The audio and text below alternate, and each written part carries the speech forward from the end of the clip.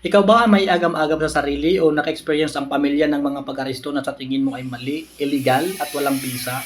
Bakit inaresto ako ng walang warrant? 'Di ba sabi ng batas, bawal arestuhin ang tao kapag walang warrant o patnugot ng korte? Tama. Yes, tama ka diyan. Pero sabi pa nga, every rule has an exemption. Gaya dito. Sa bisa ng Revised Rules of Criminal Procedure, particular sa Rule 113 Section 5, ikaw ay maaaring arestuhin ng walang warrant kapag pumasok ang mga sumusunod na batayan. Una, nahuli sa akto o in flagrante delicto kung tawagin. Ikaw ay nahuli habang aktual na ginagawa ang krimen. Halimbawa, kung ikaw ay nakitang nagkakasa ng krimen tulad ng pagnanakaw, karahasan o anumang illegal na gawain, ikaw ay maaaring arestuhin. Pangalawa, may makatwirang hinala na gumawa ng krimen ng isang tao o gagawa pa lamang ng krimen at tumatakas mula sa lugar ng pinangyarihan.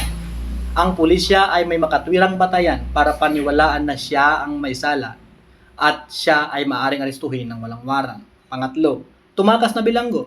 Kapag ang isang bilanggo ay tumakas mula sa kulungan o legal na pagkakakulong, ang tao ay natagpuan na may hawak ng mga illegal na bagay tulad ng droga, armas o iba pang mga bagay na pinagbabawal.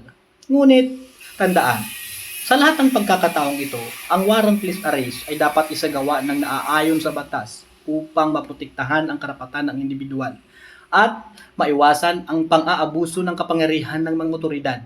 Ngayon, may sagot na ba ang iyong mga agam-agam?